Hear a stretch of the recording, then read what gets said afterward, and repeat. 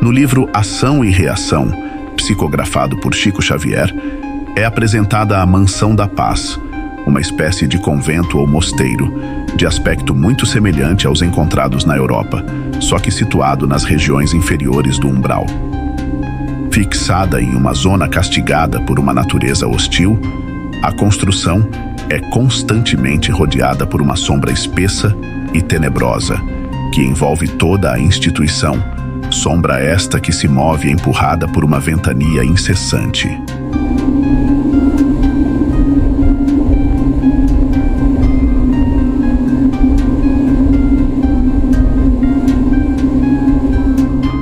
Pelas janelas seculares desse lugar, podemos observar melhor a natureza que circunda o mosteiro.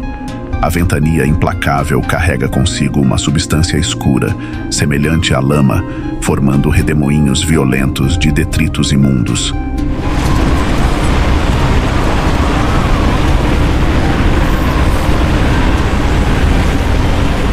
E do corpo desses turbilhões de vento e lama, é possível ver rostos humanos em expressões de horror, vociferando maldições e gemidos que se misturam ao som do vento.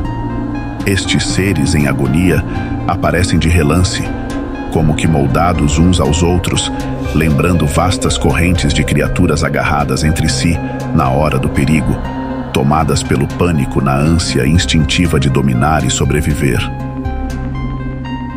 E foi justamente para ajudar a estes espíritos que há 300 anos a Mansão da Paz foi criada, instituição que está sob a jurisdição da colônia Nosso Lar.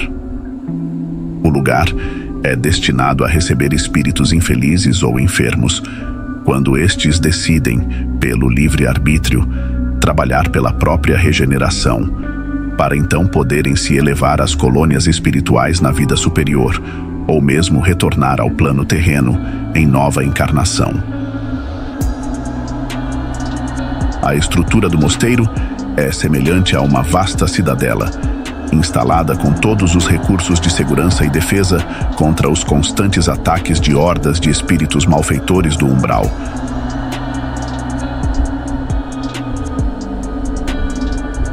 São defesas de ordem magnética que impedem a invasão desses seres, como também ocorre em Nosso Lar e outras colônias espirituais.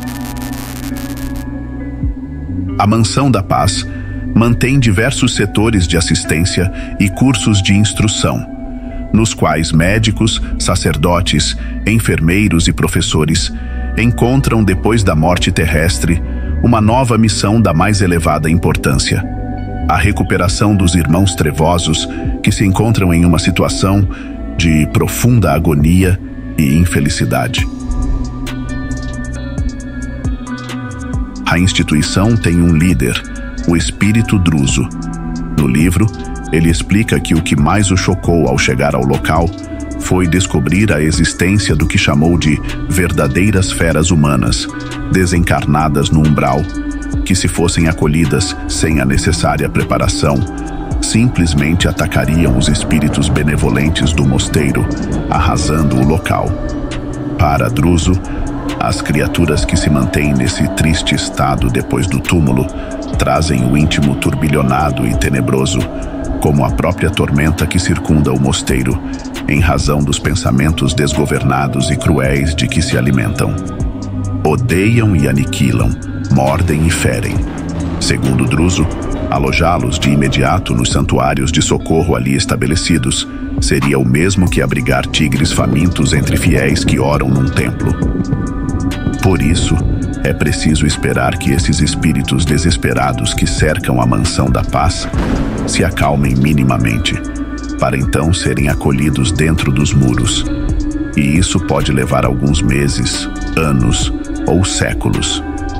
Arrefecendo a febre de loucura e rebelião, o espírito culpado, desde que seu livre-arbítrio assim se imponha, clama pela ajuda dos seus irmãos para poder seguir o seu caminho.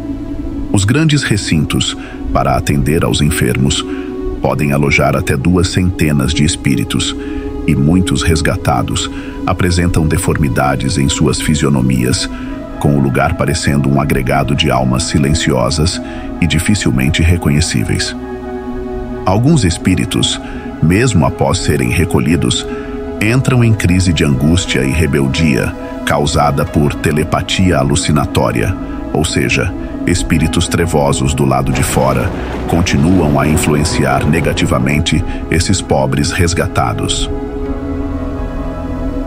Do mosteiro, também partem caravanas que adentram as regiões trevosas para resgatar aqueles que já estejam em condições de receber tratamento no interior dos seus muros. As expedições das caravanas são monitoradas remotamente de dentro do mosteiro, pois muitas vezes elas podem se encontrar em dificuldades nos desfiladeiros das grandes trevas.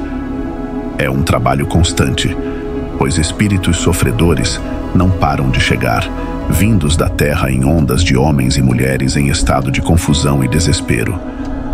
Não se encontram neste imenso palco de angústia almas simples e inocentes, mas sim criaturas que abusaram da inteligência e do poder, se extraviaram nos abismos da loucura e da crueldade, do egoísmo e da ingratidão, fazendo-se prisioneiras de criações mentais monstruosas que teceram para si mesmas.